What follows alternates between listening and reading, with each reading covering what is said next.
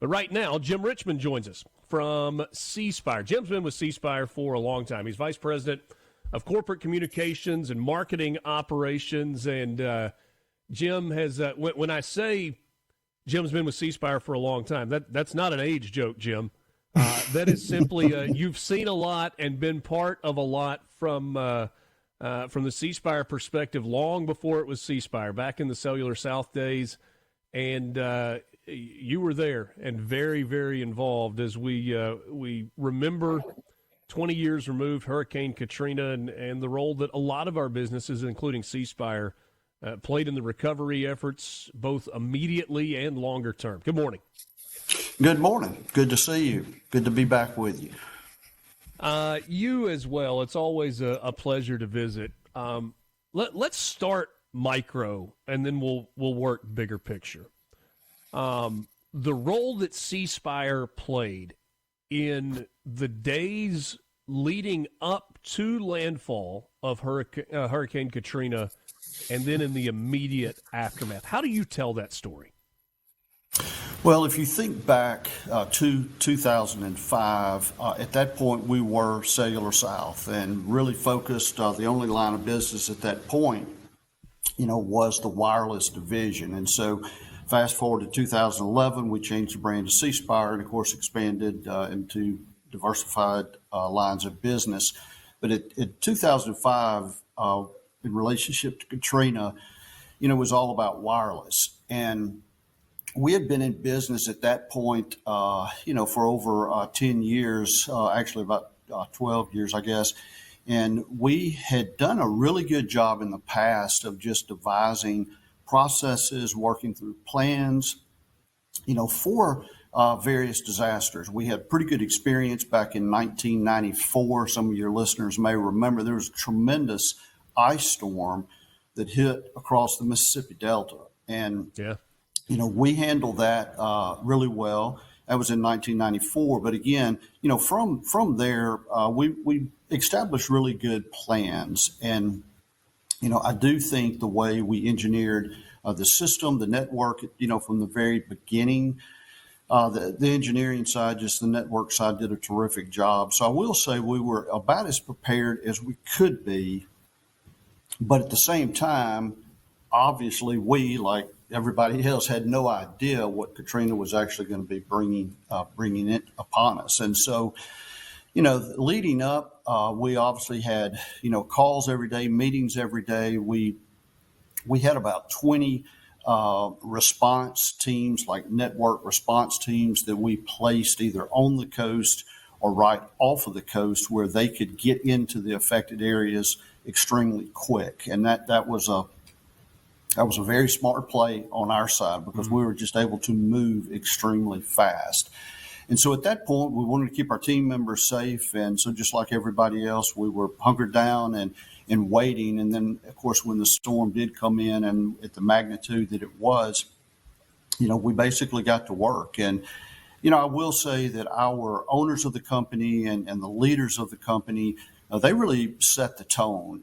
At that point, it was all about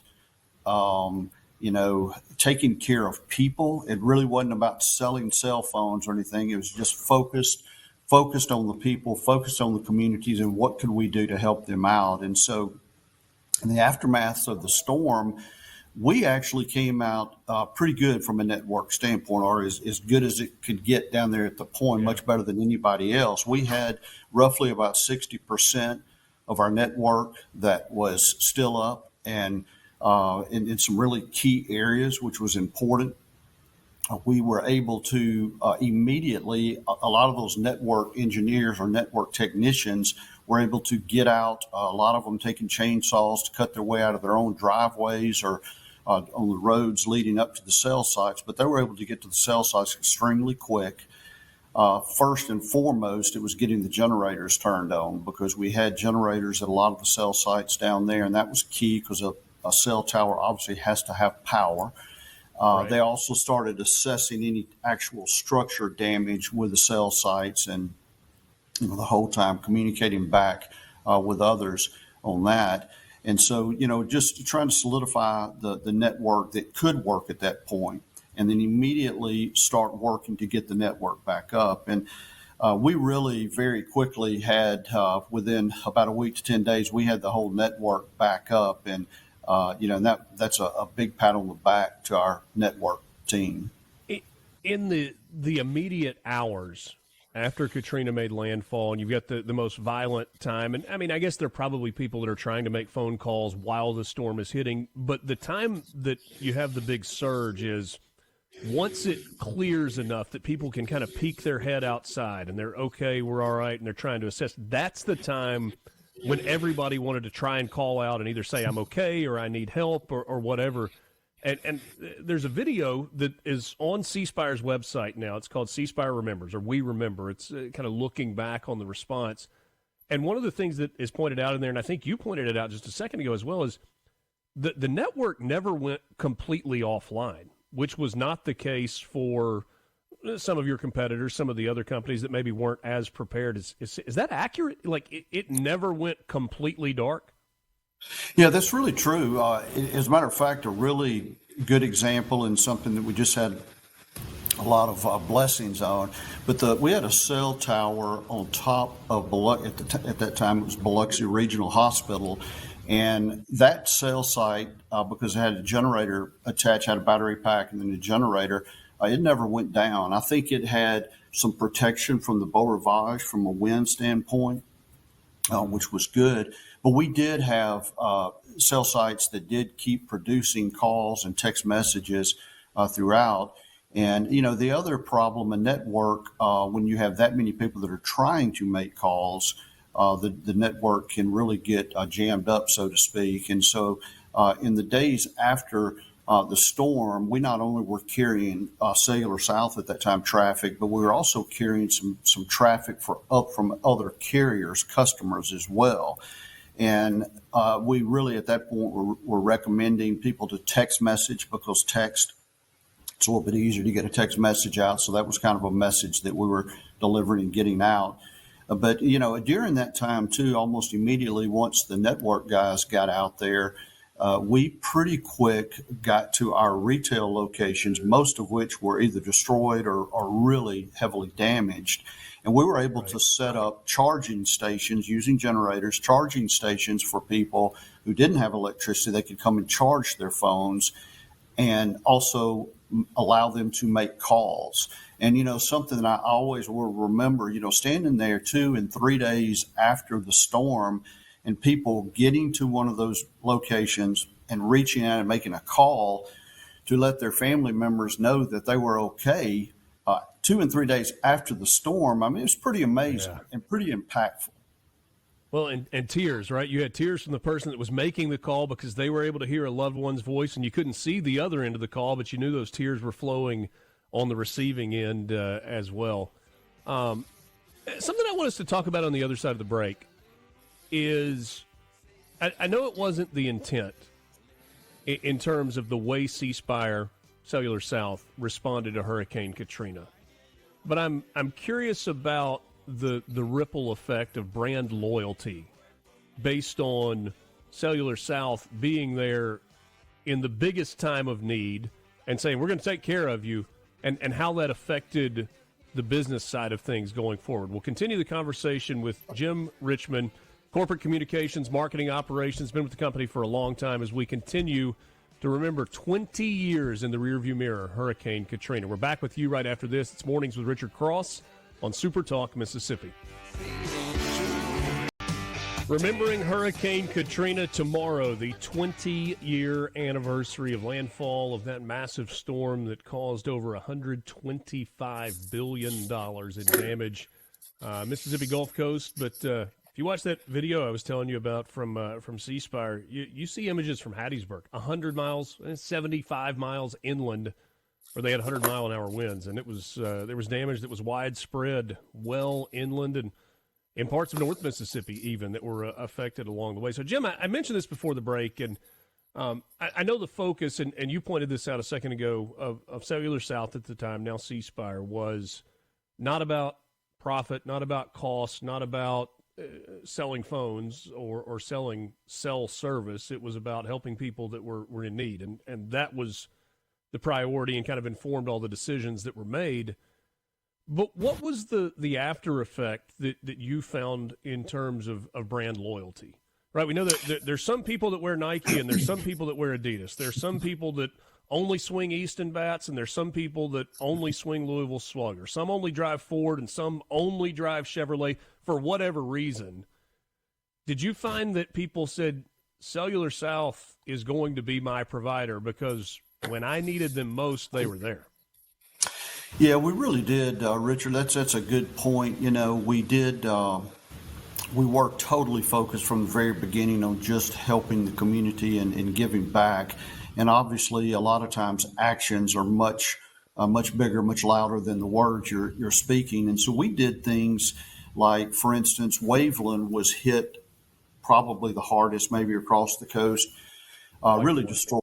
And so we almost overnight stood up a microwave shot that brought service to an area down there so they could even start evaluating and start the recovery process. And, that happened. That was a big move. We had a couple of folks, Terrell Knight, who you knew and who's retired now, he spent days after the storm literally giving out over 2,000 cell phones to emergency responders, to cities who perhaps were using other services at the time, to nonprofits, really just all about trying to help that community. And, when we did things like that, we weren't thinking then about that much about the brand. We weren't thinking about selling customers, obviously, but it really did have a major impact on our business. I think in the 90 days after the storm, I think our business customer base down there increased by over 30%.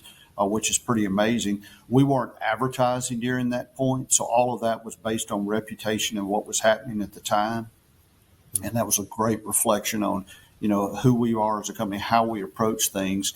And, we had some of the big major companies down there who were doing business with us and who, after the storm and months and years later, when their parent company would come in and say, oh, you need to bring your service over to somebody else, they would fight and stand up and say, no, Cellular South delivered for us during a time of need, and they continue to deliver for us, and we're going to continue to do business with them. So, in the end, it was a very, very positive lift for our brand. And, and really, Susie Hayes made a good statement in that video, but she talked about how Katrina really revealed who we are as a company. Mm-hmm.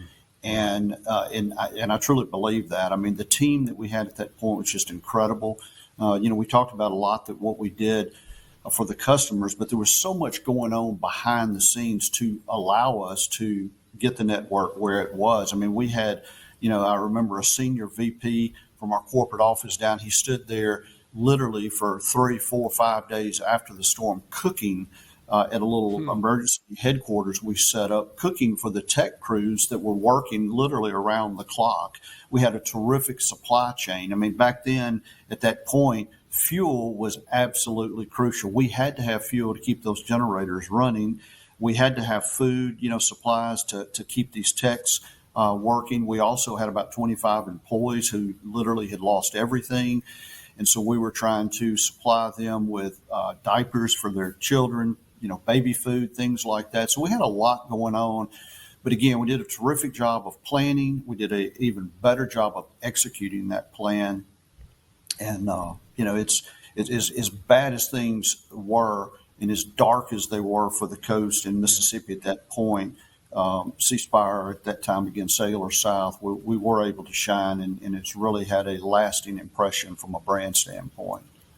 We'll push out the Spire Remembers video on our social media channels after we finish this conversation. There were 3 things in that 8-minute video that really stood out to me.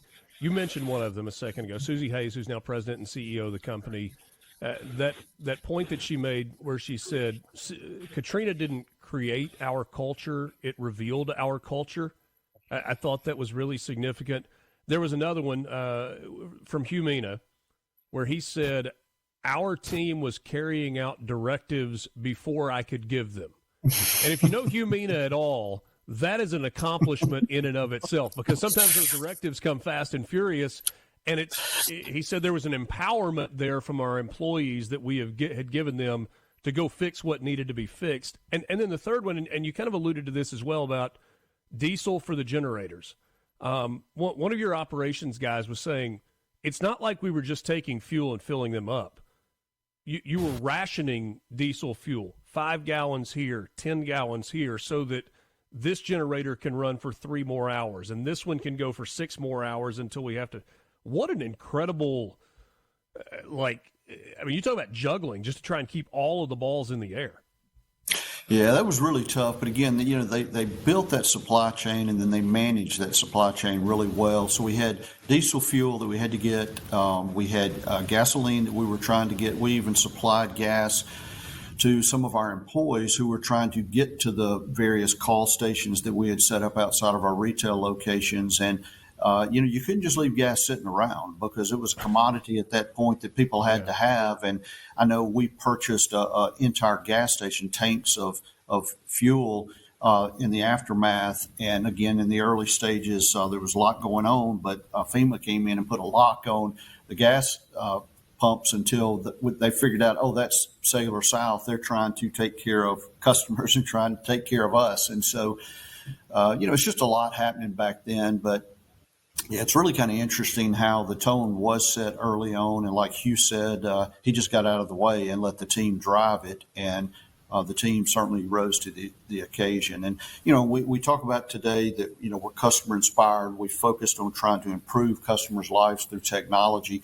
And again, we've really lived that our whole career. I mean, the company now does a lot of other things outside of wireless and really focused in a lot of different ways, but it's really continues to be driven by our focus on the customer.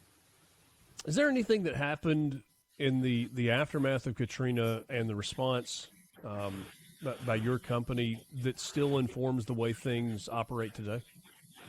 Well, I think that focus on the planning, it just can't be understated enough. Not only do we have a plan, an emergency response plan in place, but we periodically continue to practice and, what does happen when a particular disaster or something comes up like that. So, that's one of the major things. And then again, I think it just, instilled in us the importance of the community. And as we've grown as a company in many different ways, geographically and size wise, just trying to staying focused on that and really trying to deliver on that promise. And that was, we really kind of had that going before Katrina. But again, just like Susie said, it really revealed who we were. And from there, it was just kind of like we planted the flag in the ground. It really is a remarkable story. And to me, Jim, maybe the most interesting thing about Katrina is all of the different perspectives that exist. There's so many people that remember it vividly. There's an entire generation that has no recollection of Katrina. And so, based on where you live and how you experience it, your perspective is different. And those are stories that are still so incredibly vivid, even 2 decades later. Yeah, one of the things we're doing right now in our retail locations in those areas is we have a remembrance board where customers can actually go in and write, their thoughts about Katrina and post it on the board. We've done that internally, even here at the corporate office, and just seeing and, again, remembering those stories. I mean, it's, it'll hit you. I mean, it's pretty tough because it was obviously a big issue for us, big issue for so many people and affected people in so many different ways. But that's something else that we're doing that's really good. But yeah, I would encourage your listeners to go out and watch a video. You can find, like you said, you'll post it, but we've got it on our website. We've got it. Probably the easiest way is go to YouTube and just search Spire Katrina, and you'll find it. All of our social channels have it posted, but it does a really good job of, I think, telling the story. So it certainly doesn't, we didn't want to come away, too proud and really beating our chest and all of that. But it does a good job of telling the story of how we reacted. And more importantly is, how we reacted to the community and helped the community or the communities that were affected. So. Jim Richmond, corporate communications, marketing operations, and all-around good guy. Thanks so much for your time. Always enjoy the visits. Well, thank you, Richard. Appreciate it. We'll talk to you soon. Jim Richmond from Spire joining us this morning, remembering 20 years later some of what that particular company did, like so many others did, in one of Mississippi's greatest times of need. We're back with you to wrap it up coming up next.